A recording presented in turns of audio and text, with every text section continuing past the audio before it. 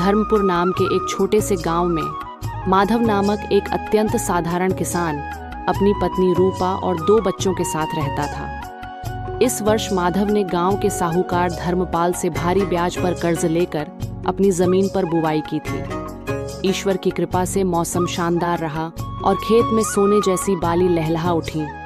ऐसी उपज पहले कभी नहीं हुई थी। घर में खुशी की लहर दौड़ गई। रूपा देखो, इस बार फसल कितनी अच्छी हुई है। भगवान ने हमारी सुन ली। अब हमारे बच्चों को रूखी सूखी रोटी नहीं खानी पड़ेगी। माधव ने राहत की सांस लेते हुए कहा। रूपा की आंखों में भी नमी थी। हाँ, आपकी कड़ी मेहनत रंग लाई है। अगर ये फसल सही सलामत घर आ गई तो कुछ महीने सुकून से जिएंगे। बच्चों ने भी खुशी से पूछा, बाबूजी, क्या अब हम फिर से पाठशाला जा सकेंगे? हाँ मेरे बच्चों, तुम दोनों को नए बस्ते और पढ़ने की किताबें दिलाऊंगा। माधव ने कहा। छोटी बेटी ने झट से पूछा, बाबूजी, मेरे लिए क्या लाओगे? जल्दी बताओ। तुम्हारे लिए एक प्यारी सी रंग बिरंगी चुनरी और खिलौने वाली छोटी गाड़ी लाऊंगा मेरी लाडो। उसने प्यार से कहा। आसमान का कहर, लेकिन नियति को शायद यह खुशी मंजूर नहीं थी। सूरज ढलते ही अचानक अंधेरा छा गया। आसमान पर काले घने बादल छा गए और कुछ ही देर में बिजली कड़कने के साथ मूसलाधार वर्षा शुरू हो गई। माधव, जल्दी चलो, खेत में पानी भर रहा है। रूपा ने घबराकर आवाज दी। माधव भागा, लेकिन जब तक वह खेत पहुंचा बहुत देर हो चुकी थी। सारा खेत तालाब बन चुका था और सारी की सारी तैयार फसल पानी में डूबकर बर्बाद हो गई थी। वह जमीन पर बैठ गया। अब क्या बचा हे भगवान? सब कुछ खत्म। मेरी मेहनत, मेरे सपने सब बह गए। अब बच्चों को क्या खिलाऊंगा?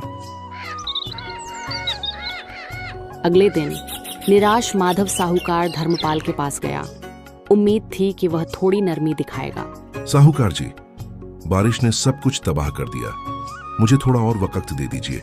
अगली फसल पर मैं आपका सारा कर्ज ब्याज समेत लौटा दूंगा। माधव ने हाथ जोड़े। साहूकार धर्मपाल की आंखों में कोई दया नहीं थी। अब कोई मोहलत नहीं मिलेगी माधव। कागज पर लिखा है, अगर कर्ज नहीं चुकाया तो जमीन मेरी। अब यह खेत मेरा है और तुम सब तत्काल यहाँ से निकल जाओ। साहूकार जी, यह हमारी पुश्तैनी जमीन है। ऐसा पाप मत कीजिए। मुझे कागज और कानून पता है, भावनाएं नहीं। अब यह जमीन मेरे नाम है। माधव की जमीन छिन गई। उसके पास अब ना खेती थी, ना पैसा और ना ही कोई आसरा। अब इस गांव में हमारे लिए कुछ नहीं बचा। चलो हम अंधेरी घाटी की तरफ चलते हैं। शायद वहां हमें कहीं सिर छुपाने की जगह मिल जाए। जो आपकी इच्छा माधव, रूपा ने भारी मन से कहा।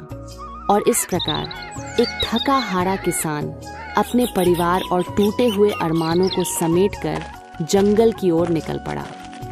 वे एक बार फिर सड़क पर थे।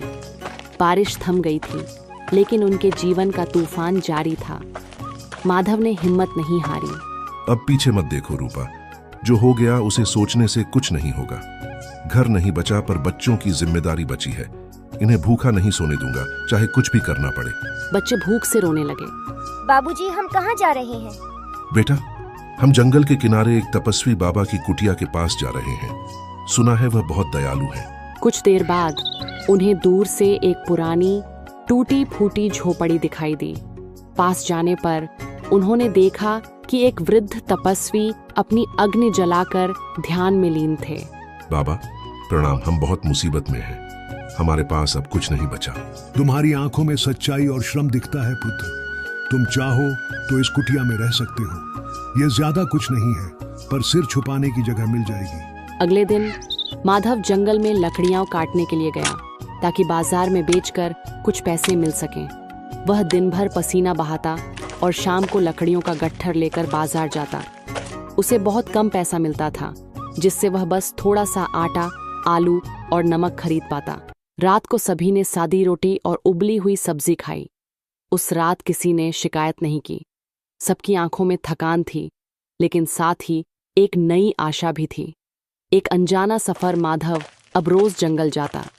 एक दिन ज्यादा पैसे कमाने के लालच में वह जंगल की गहराइयों में बहुत आगे निकल गया। आज ज्यादा लकड़ी चाहिए। ज्यादा लकड़ी मतलब ज्यादा पैसा मतलब सबके चेहरे पर खुशी। उसे पता ही नहीं चला कि वह कहाँ पहुंच गया है। चारों ओर घना जंगल था।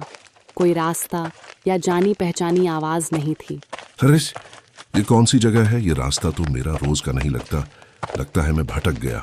वह थककर एक पत्थर पर बैठ गया। तभी उसे दूर एक हल्की सी रोशनी दिखाई दी। वह उस रोशनी की ओर बढ़ा और वहां उसे एक अजीब सी गुफा दिखी जिससे पीली आभा निकल रही थी। डरते हुए वह अंदर गया। गुफा के भीतर उसे एक अविश्वसनीय दृश्य दिखाई दिया। वह एक पूरा गांव था, लेकिन वहां कोई इंसान नहीं था और पूरा गांव शुद्ध सोने की तरह चमक रहा था। यह तो कोई सपना लग रहा है। अचानक 2 चमकीले वस्त्रों में सिपाही आए और बोले, तुम कौन हो? यहाँ कैसे आए? मेरा नाम माधव है। मैं रास्ता भटक गया हूँ। हमारे महाराज तुमसे मिलना चाहते हैं, हमारे साथ चलो। माधव डर और आश्चर्य से भरा महल की ओर चल पड़ा। महल के भीतर एक ऊंचे सिंहासन पर एक तेजस्वी वृद्ध राजा बैठे थे। बताओ, कौन हो तुम और यहाँ कैसे पहुंचे? राजा ने गंभीर आवाज में पूछा। माधव ने पूरी कहानी सुनाई। बारिश में फसल का बहना, साहूकार द्वारा जमीन छीन लेना और जंगल में संघर्ष। तुम्हारी बातों में सत्य है माधव। तुम्हारा संघर्ष तुम्हारी आंखों में दिखता है। राजा ने करुणा से कहा। उन्होंने अपने सिपाही को इशारा किया और एक छोटी सी पोटली मंगवाई। महाराज, मैं यह नहीं ले सकता। हम गरीब हैं पर ईमानदार हैं। यह तुम्हारी मेहनत और सच्चाई का इनाम है।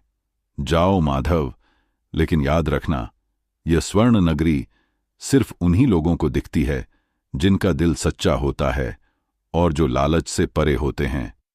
न्याय और लालच। अगली सुबह माधव उन सिक्कों के साथ बाजार गया।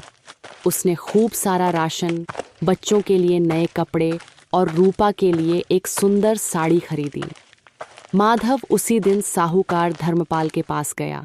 साहूकार जी, यह लीजिए आपका पूरा कर्ज। यह एक एक सिक्का मेरी मेहनत का है। साहूकार धर्मपाल आश्चर्यचकित था। माधव, ये सब कैसे?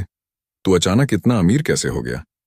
कहीं चोरी तो नहीं की? साहूकार जी, मैं चोर नहीं, मेहनती हूँ। यह भगवान की दया से मिला है। माधव ने कर्ज चुकाया और जमीन के कागजात वापस ले लिए। रूपा, अब हम भूखे नहीं सोएंगे, बल्कि दूसरों की भूख मिटाने की जिम्मेदारी लेंगे। धर्मपुर गांव के उस गरीब किसान ने, जिसने बारिश में सब कुछ खो दिया था, आज अपने संघर्ष और ईमानदारी से राजमहल तक का सफर तय किया था। उसने न तो अपनी अमीरी पर घमंड किया और न ही अपनी गरीबी पर शर्म, बस मेहनत और ईमानदारी से अपनी तकदीर लिख दी।